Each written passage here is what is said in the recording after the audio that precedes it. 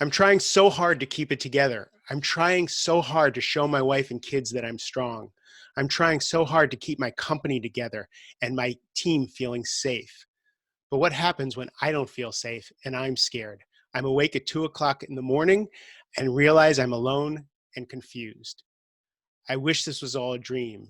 This new reality has to be hurting so many people mentally. You're the guy who thrives on uncertainty. God, I can relate. You're the guy who thrives on uncertainty. This is what you're good at. This is what you love, Scott. Wrong. I am weak and this is crushing me. Being at home with 3 kids and my wife should be so amazing, right? But I go from being super dad to acting like a total asshole at the flip of a switch. God, I get choked up at that. I can, just so relate. As a teenager, I watched Robert Benigni's Life is Beautiful. I wanted so much to be the person who could turn a horrible situation into a positive. It is my favorite film and may be worth watching again this week. How I wish I could have the strength and attitude of this fictional character right now. God or gods or universe, please let us get to the other side of this swiftly. I can do it. You can do it. Those are the words on LinkedIn, the business webpage of Scott Paul, a former VP tech executive. He's an investor and advisor to a bunch of companies. He's the CEO of his own companies. He's now packer farmer, which is really cool. That's an aside that we can talk about another time. And he's sitting with me here in his robe, uh, uh, you know, listening to his own words. And we didn't really talk beforehand. So I reached out to Scott because I talked to so many executives, so many can-do people who, when they're faced with their families, when they're faced with their children, when they're faced with their employees and the people that they lead, they're strong. But they don't really reveal that vulnerability and aren't honest about it. And what Scott said was that when he put this out, he got a lot of feedback that it gave people strength. So I asked Scott to be on the show to talk about this. Scott, thanks for being here. Yeah, thank you. And this is a unique intro. I've done many podcasts, but I actually really like how you prompted everyone with that vulnerable post, and hopefully that keeps people around to hear behind it. So I'm having a little trouble with my with the internet, so we'll just keep going and Okay. so Scott, so after you get, what gave you the, because again, you're CEO guy, you're investor guy, you're on top of the guy. What gave you the guts to actually tell the truth about what you're feeling? I don't know if as much guts as that. This was a week ago, right? And this is when this uncertainty of the world is just piling up, and we're we don't know what news to really believe, and I don't know if it's should I keep my I actually took my kids out of school early before it was actually shut down, and I just woke up. I could not sleep, and I'm like, I usually love the unknown. I usually love being in an environment of strangers or in a scary situation. And then I realized I'm finally in that situation, and I'm not ready. I'm not I'm not healthy mentally for this. I'm not my best self. I'm not coming through as a superhero and like I got this. I realize like I'm weak. I need to rely on my wife, my kids. I don't know what's going on. I don't know how to I don't even want to talk to my company because I can't assure them for the first time in my life. I can't assure them that we're going to be okay. And so I took to LinkedIn to tell the world that, because I'm like, other people have to be hurting like I am, and we have to be signaling to each other that that it's this is not a negative message, but it's a message that says we're all here in this together, and this is if you're feeling like I am, know that I'm here, and I'm feeling it too, and I never thought I would be. Yeah, I have a client who is an executive in an investment firm, and he's stuck at home and he's dealing with fear of uncertainty. And one of the things that he deals with constantly is feeling like an imposter, right? And so when things are uncertain, and especially for this Enneagram type who is a planner and right and knows how looks for every contingency, and you can't plan for this, you just can't figure this out. I asked him, "What are you confident about?" Like, just find me something now you're confident about. And he's like, I don't feel confident about anything in my business or anything. Like, I just don't feel confident. And I asked the question of who would go out into the world, create a company, be in a job that they feel out of their depth and feel like an imposter all the time, but go every single day and be wildly successful and get great feedback. Who would do that every day? And he said, well, a masochist, someone who's crazy. We finally got to someone who's confident would do that, but they're confident in their own ability to be out of their comfort zone. And what I hear in what you said, in your willingness to say, I'm weak, I can't handle this, I can't do this, there's such a strength in being vulnerable and not throwing up some semblance of a shield so nobody sees that. Yeah. I mean, that's what people came to me and said, and there's probably 400 messages, both in the post and to me directly in the LinkedIn and even some email, and people, yeah, people say this is what we need. This is the type of leadership we need. That's not the intention I had behind. I was writing almost out of fear and out of just kind of raising my hand saying, hold on, like, I don't have this together. But it is interesting that when we act, I guess when we act with like a truth that we have and we like express it and it's very real to us and very raw, that is becoming, I think we're in an era of today where that is becoming a strength and being seen and talked about as a strength. And give it to that. I'm trying to remember, what's her name? The one that talks about Renee Brown is all about Vulnerability. Yeah, vulnerability is yeah, a we new might be in a superpower. different era now. We just might be in a different era than we were 15 years ago, 20 years ago, where maybe I could have done the same thing and had an absolute different response. On that note, I did do a post even 2 months, or yeah, about 2 months ago. No, I think it was even a month ago. It was in February, and it was about another issue that I had with mental health, with medication that wasn't working for me for my ADHD. Same thing. Tons of people came and said all these things, but there was an individual who said, "You are embarrassing your company. You are embarrassing yourself. Shut up." Was basically what he said to me in a personal. And I think that is the thinking that would have been more prevalent years ago. I think that would have been the major voice that we would have heard. But today, that individual said that, and he was attacked. I mean, he Mm. was so everyone. So here's an interesting story: is we are now friends. He is now a pretty good friend digitally. Apologized, but he told me the come to Jesus that he had after doing that, and all the people that called his investors and said you should fire this guy as a CEO. I mean, they were brutal to him, and he said he had a moment where he realized this is now a new era. We cannot go and attack people for being themselves, and otherwise those people will come back. And so times have changed. I think we're not where vulnerability is, where an era where that is now a safe place, even online, which is such a good thing to have happen in this decade, in this new century. That's really cool. So let's say, so this was 6 days ago.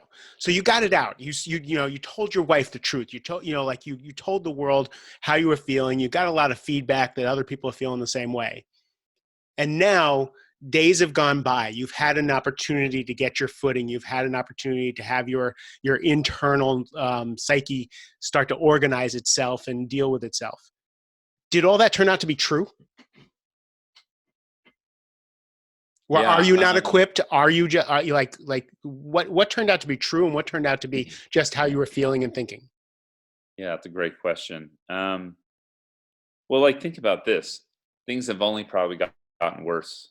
I mean, and every day is like a year right now in coronavirus time, right? It is, every day is like, whoa, what just happened? Whoa, what just happened? And like I said, it's a week ago. So like the circumstances are actually more unsure than even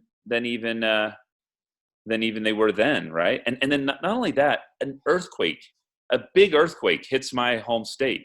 That's right. The You're next in Utah. morning, I'm in Utah, and we've been fearing the big one forever. And the biggest earthquake we've had in 30, 40 years hits, and then aftershocks.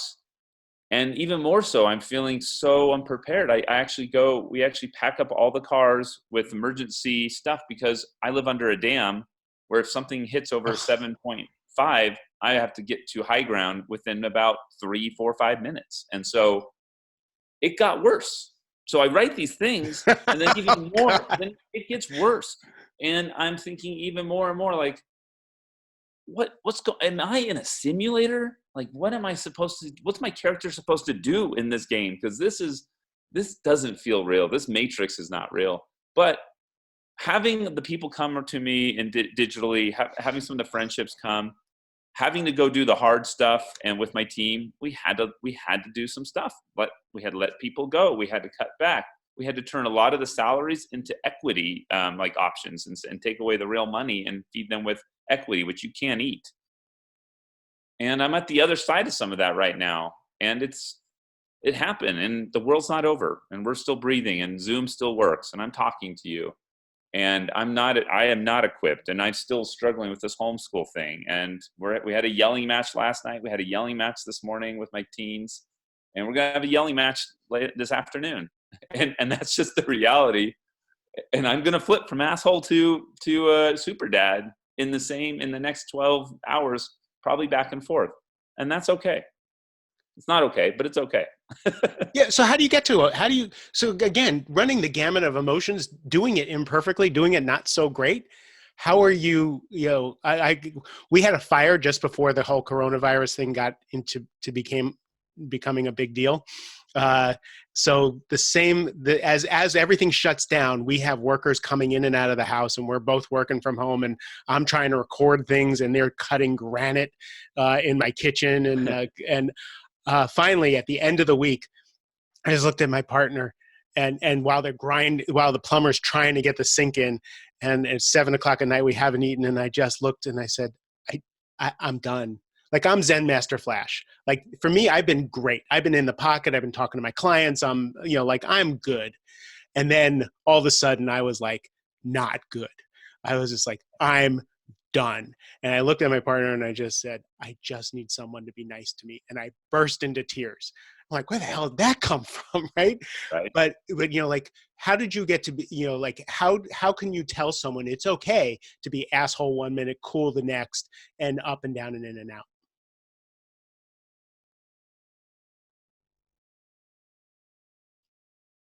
Did you, Um, we have I a got little most of delay. So that. did you get that question?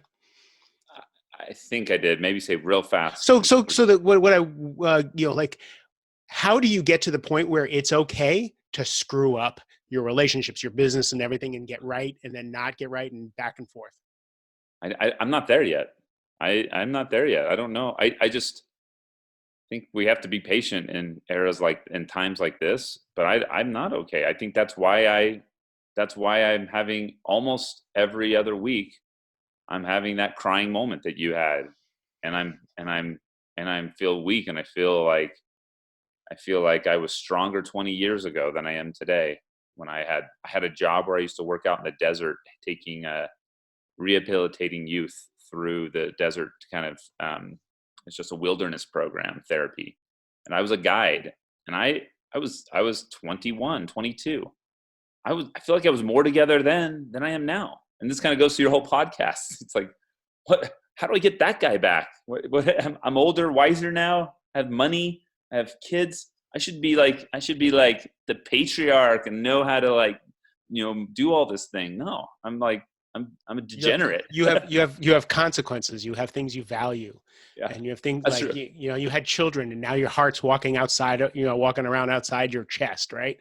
Yeah, So, sure. and that's the whole thing about midlife is when you're 20, 21, 25, you don't know what you don't know. You can go balls to the wall and not know that you can burn the candle at both ends. You can make mistakes, and the consequences are less than when you're in your 40s and you have children to think about, and you have a relationship, like that you really need to put work into. You're not just so you can't just go date someone else, right? You're with this person, and now you got to do the work. So this time is really, forging yourself for the next chapter. Yeah, that's correct. So you're kind of a seasoned guy now. Yeah. What do you tell a 30-year-old who hasn't been through 9/11, who hasn't been through the housing crisis, who hasn't been through these tragedies? What would you mentor someone who, some young sharp guy who's started a company and he's still, this is blindsiding him? Yeah. Well, I'm 39, so that's just talking to the millennial right behind me. Um, I'm going to try to join a phone call just so the internet might stay a little more active. You know what I'm saying? So my voice doesn't cut out on you. Okay. Let's see if that helps out. So I don't need. Welcome to Zoom. Enter Um, your meeting. and that way, are you recording video too for this? Yes. Okay. Well, I'll just try to get in here with Enter audio. your participant ID. Sorry about followed that. by Sorry pound. about that. I just want to make sure. I don't. Yeah. Lag. Again, I'm going real time. Like I said, I was doing my live, and they started cutting granite. Yeah. You are in the meeting now. There are two Okay. Let's see if this participants in works. the meeting. This meeting is being recorded. All right. Got to turn one of those off. Yeah. The question again is, what would I say to the 30-year-old? Yeah, to a about 30-year-old approaching entrepreneur or life? 35, yeah, who started a business, and doesn't have some of the experience that you've had. Well, I fund a lot of companies that are people in their 20s and 30s, these entrepreneurs, and the reason is that they have so little PTSD built up, and they don't know what they don't know, as you just said, and that makes them. I love that they don't have all these things that can go wrong in their brain that I've built up, and and I'm still I'm pretty audacious. I don't let the failures stop me in most cases, but I have a lot of I have seen so many examples, thousands, when it comes to companies that have pitched me their idea and then failed, or I've tried something and failed. So I've got this built up muscle memory of how easy it is to go wrong and how hard it is to make something work out. Well, these 25-year-olds with computer, know how to make an app with their fingers and publish something the next day, don't realize how hard it is to make a full business. But that's also the thing I love about them, is that they're just gonna go at it unknowingly. And I look at myself, my first business I started when I was 30, and it was the same thing. Had someone told me at every moment what I was doing was just so stupid, I should have never quit my day job. I should have never started a business just because I got one internet site up and one person said, I like the look of that. It was an iPad case is what I made back in right when the iPad came out. None of it was logical, but I just kept going because I was so ignorant. And that attitude, just pushing through ignorance, allowed me to actually one day build a real company and have real success and build a real team. And so I know that I think that's why younger people can be so successful in these days, is they don't have, it's nothing to do with age. It's not the fact that we're older and we're not as hip anymore and don't have we're not into the culture as much. It's that as the older we get, the more the wiser we are, and we know that it's pretty stupid to go after an idea because everything is going to push against you. And when you're young, you don't have that. And so all I can say to that generation is just keep doing what you're doing, and don't read too much. Don't study too much about how to start a business or how to go after an idea. Just start doing it. Just do the thing, because the more you learn, the more you're going to learn how difficult it is, and the more you actually do the thing, the more you have a chance of, the more at bats you have, the more breakthrough opportunity will come. So I don't know if that's the message you're looking for, but that's kind of my thing, is remain in ignorance and just execute. I love it, because and I was curious, how what you were talking about now with the coronavirus. Now, what do they do with their companies? But I think it's remain ignorant, have a contingency plan, and keep plowing forward. Right? It's kind of the same. Because the truth is, uncertainty is the reality, and now it's just showing itself. I think that's more of a truth. So I'm wondering. Yeah, yeah. Go Sorry. ahead. You were going to say something. Well, you're. I've been thinking about this because this is causing companies to really question, like, is what I'm doing valuable? If everything's like, if we're having to look at all these things in a microscope that we never had to before. There was so much lackadaisical attitude towards like this budget over here, or hiring here, and now every decision, every dollar matters.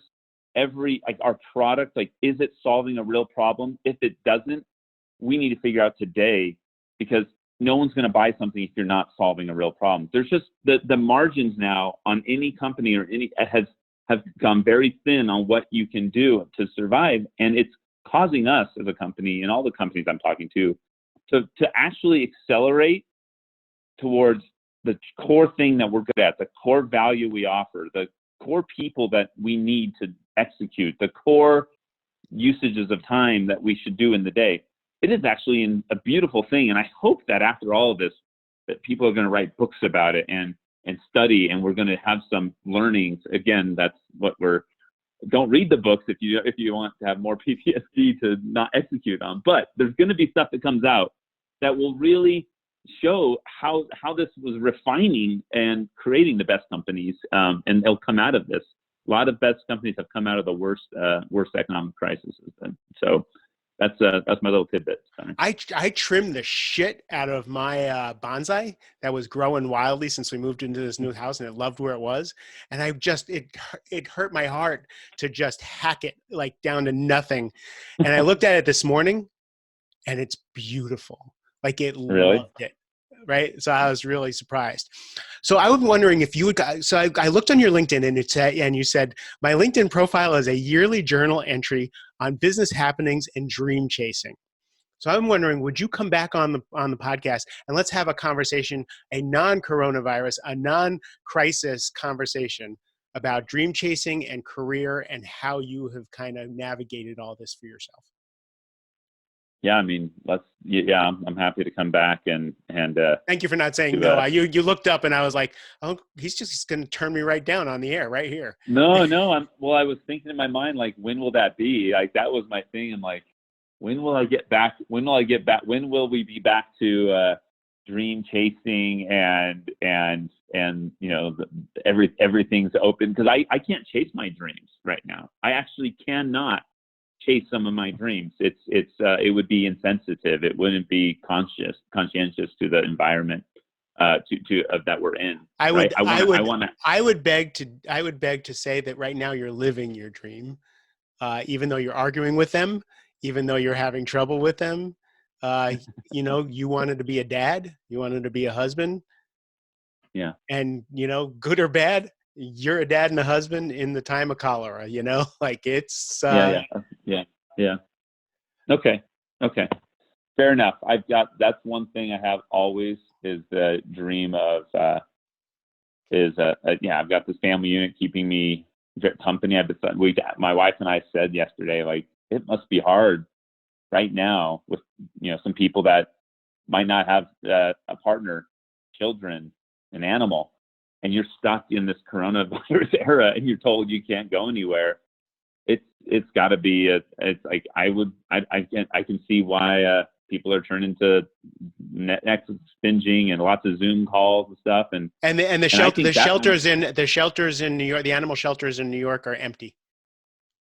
Really? Yeah. Dogs oh yeah, exactly. Go get a dog. Yeah. And I think we'll learn some stuff from that. Like, what did that mentally do to people that couldn't get out and didn't have connection, and we're like, the mental health on this whole event could be worse. The quarantine could end up being worse than the virus, right? That's a lot of people are saying. Like, sometimes the measures we do to fight things are worse than the actual thing we're trying to fight. So I love my family, obviously, and it's like, I'm excited today to go play board games with them, and to go.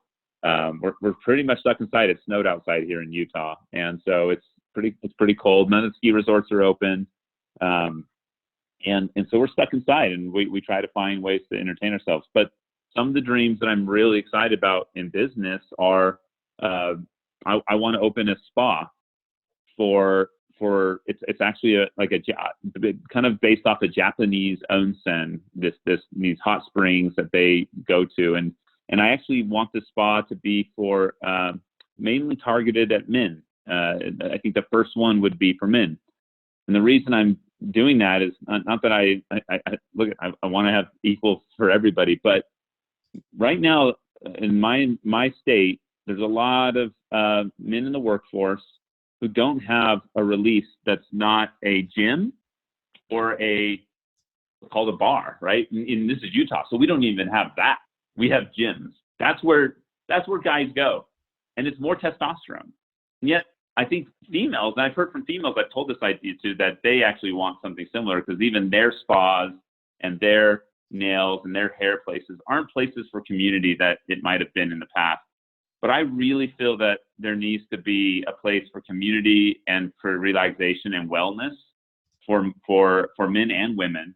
It's just that it is so blatantly obvious here in Utah that there is nothing for men, especially in the wellness side of things, where you just go and relax, you leave your phone, and you go into a hot, a community place with saunas and hot tubs. There are lots of spas here where you can go, but they're branded to the female, and you actually feel like an outsider if you go there as a male. There's sago lily flowers, everything's in pink. You feel out of place. I've gone.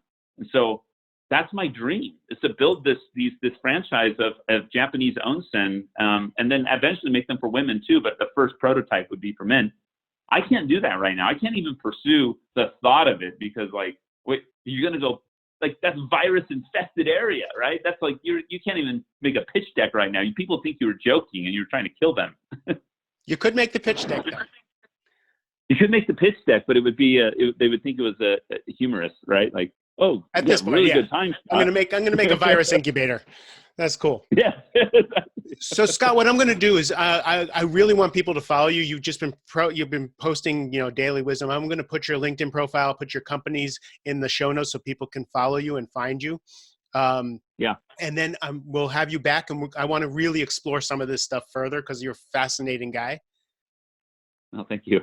You're welcome. And I thank you for spending the time with us. This is just really useful. I'm going to turn this around really quickly, because I think people need to hear what you have to say soon. So I appreciate that. Is there anything else I need? Anything else you need? I thank you for having me on and everything, but I'm actually supposed to go live. I'm supposed to go live in 1 minute. There you go. And I'm gonna be doing that. But you're such a breath of fresh air. I really appreciate what you shared and getting on with me. To everybody else who's listening, we had some technical issues. I really appreciate you fighting through with us. And follow Scott, because he's sharing some wisdom. He's a smart guy, and I want to see more pictures of alpacas. I love you guys. Have a great rest of the day.